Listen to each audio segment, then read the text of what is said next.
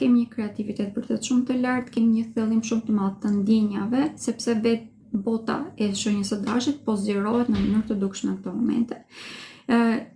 Në qoftë se deri në këto momente nuk kanë qenë shumë në dieni të ndjenjave të tyre ose çfarë donin në të vërtetë, mund të kenë qenë pak të pasigurt, ndjesia më themi pasigurisë ka qenë e lartë edhe ndaj lidhjeve dhe ndaj personave që mund të kenë pasur interes. Në këto momente, gjatë kësaj jave, të gjitha këto do të balancohen në mënyrë të dukshme dhe kemi edhe një mundësi për të krijuar lidhje të reja, po ashtu dhe për të rregulluar lidhjet aktuale. Pika ku do të këshilla që të jemi të kujdesshëm, bile super të kujdesshëm, është shëndeti. Duke qenë se edhe hëna plot do ta nxjisë edhe